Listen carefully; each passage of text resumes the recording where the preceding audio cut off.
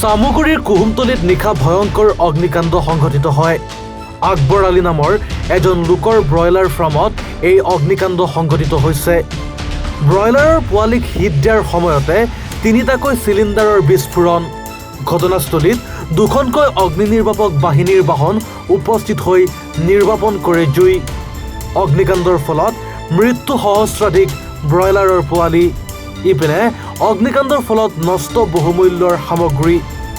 পুনৰবাৰ জনাইছোঁ, চামুগুৰিৰ কুহুমতলীত নিশা ভয়ংকৰ অগ্নিকাণ্ড সংঘটিত হৈছে। আকবৰ আলী নামৰ এজন লোকৰ ব্ৰইলাৰ ফাৰ্মত এই অগ্নিকাণ্ড সংঘটিত হৈছে। ব্ৰইলাৰৰ পোৱালিক হিট দিয়াৰ সময়তে তিনিটাকৈ চিলিণ্ডাৰৰ বিস্ফোৰণ সংঘটিত হৈছে। ঘটনাস্থলীত দুখনকৈ অগ্নি নিৰ্বাপক বাহিনীৰ বাহন উপস্থিত হৈ নিৰ্বাপন কৰে জুই।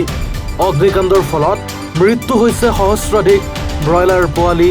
ইপিনে অগ্নিকাণ্ডৰ ফলত নষ্ট বহু মূল্যৰ সা সামগ্ৰী। কুহুমতলী গাঁও ইয়াত জুই লাগিলে নেকি? জুই লাগিছিলে। কেনেকৈ লাগিলে? এইটো ৰাতি 1:15 বজাত ৰাতি অচুম্বিত লাইনৰ মানে হেৰি আছিলে, ইয়াৰ পৰা মানে লাইনৰ সৈতে জুইটো লাগিছে। লগাৰ পিছত চিলিণ্ডাৰ আছিলে, চিলিণ্ডাৰ ব্লাষ্ট হৈ পেলাই এই পহনটোৰ ডাঙৰ ঘৰখন পুৰি পেলাই চাৰকাৰ হৈ গ'ল। ব্ৰইলাৰ ফাৰ্মত আৰু লগতে মানে ঘৰ আছিলে, মালিকৰ কিবাত সেইটো বাচিছে, নিজৰ পাৰ্চনেল ঘৰটো।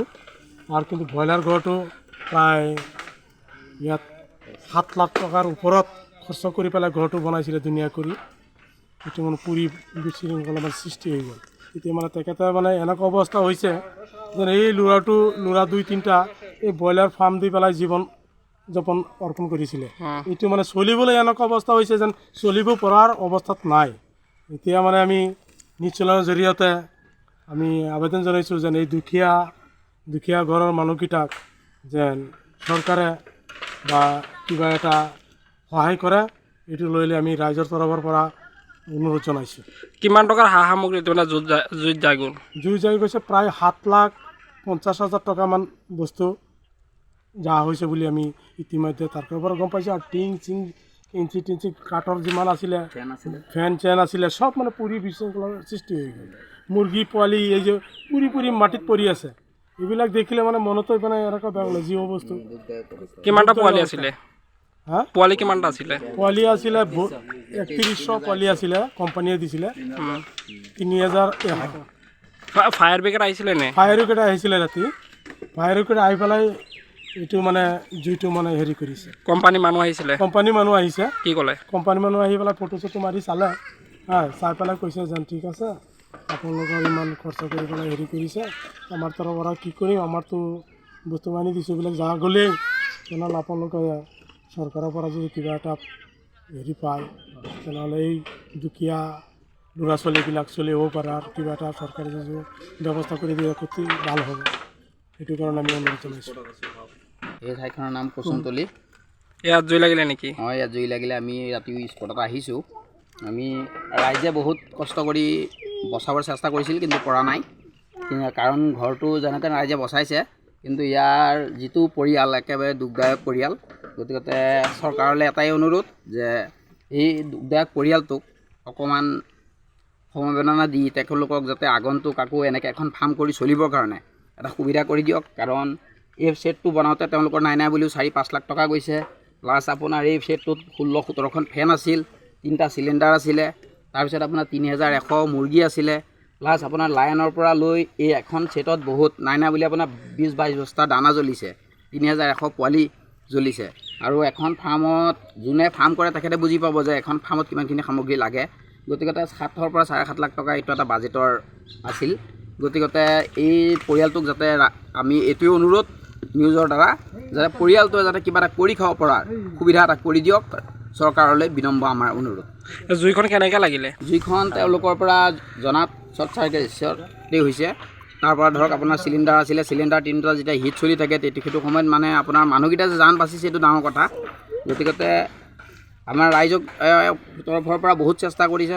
তাৰপিছতে ধৰক আপোনাৰ হেৰিৰ পানী নোমোৱা গাড়ীও আহিছে, কিন্তু আহি গোটেইখিনি কৰিছে। কিন্তু আমাৰ ঘৰটো যে বাচিছে এইটো আমি ভগৱানক ধন্যবাদ জনাইছোঁ আৰু ৰাইজক বহুত ধন্যবাদ জনাইছোঁ। কাৰণ বহু অপ্ৰাণ চেষ্টাৰ মূৰত গৈ এই ঘৰটো কাষৰ ঘৰটো বাচিছে। বচা মানে গোটেই গাঁওখনেই বাচি যোৱা।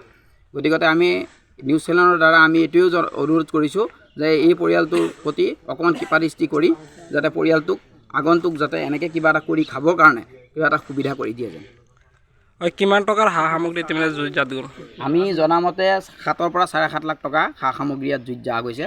কোম্পানীখিনি ধৰিবলৈ গ'লে আৰু বেছিয়ে হ'ব, কিন্তু কোম্পানীখিনি আমি নকওঁ বাৰু। কিন্তু আমাৰ তেওঁৰ ব্যক্তিগত পাৰ্চনেল 7 পৰা 7.5 লাখ টকা, কাৰণ এটা ছেট টিঙৰ বনাওঁতে বহুত খৰচা হয়, তাত ৱায়াৰিঙৰ বহুত খৰচা হয়, প্লাছ আপোনাৰ 15-16খন ফেন আছে, প্লাছ 3টা চিলিণ্ডাৰ আছে, 3টা চিলিণ্ডাৰৰ লগত 6খন গেছ বৰ্ডাৰ আছে।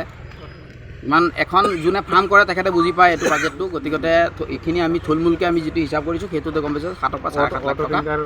গোটেই ছেটটোত আপোনাৰ অটো ডিংকাৰ আছিলে। এটা অটো ডিংকাৰত মেক্সিমাম আপোনাৰ 1,10,000-20,000 টকা খৰচা হয়। তাৰপিছত কাৰেণ্ট ৱায়াৰিঙত আপুনি বহুত কেইটাখিনি টকা খৰচা হয়, মানে গোটেইটো হিচাপ কৰিলে 7.5 লাখমান টকা এটা বাজেট। কিন্তু কোম্পানীটো বাদ দিলে, কোম্পানীটো ধৰিবলৈ গ'লেতো আৰু মেক্সিমাম আৰু 1.5 লাখ 2 লাখ টকা বেয়া আহিব। কাৰণ 20 বস্তা 22 বস্তা দানা জ্বলিছে, আপোনাৰ 3100 পোৱালি জ্বলিছে। এটা পোৱালি 40 টকা হ'বলৈ গ'লে আপোনাৰ 1,20,000 টকা তাতেই হৈ আছে। গতিকে আমি ৰাইজৰ তৰফৰ পৰা আমি ইমানখিনি অনুৰোধ যে কৰ্তৃপক্ষই এইটোৰ প্ৰতি গুৰুত্ব এটা লৈ যাতে তেওঁলোকৰ পৰিয়ালটোক কিবা এটা সুবিধা কৰি দিয়ে যেন। নমস্কাৰ, মোৰ নাম নিৰুপম শইকীয়া। এনি ভাৰত 24 এটা নতুন অনুষ্ঠান লৈ আহি আছে, জুবিনৰ গানে কি আনে। তাৰ অডিশ্যনসমূহ অসমৰ প্ৰত্যেকটো ডিষ্ট্ৰিক্টত হ'ব আৰু এটা ৰিয়েলিটি শ্ব' হয়। আপোনালোকে দিয়া ফোন নম্বৰ যোগাযোগ কৰিব পাৰে আৰু আপোনালোকৰ ওচৰলৈ এনেও গৈ আছে তেওঁলোক, আৰু আশাবাদী যে আপোনালোকে এই অনুষ্ঠানটোত ভাগ ল'ব, আৰু আশা থাকিল যে আমি খুব সুন্দৰ সুন্দৰ গায়ক দেখিবলৈ পাম। ধন্যবাদ।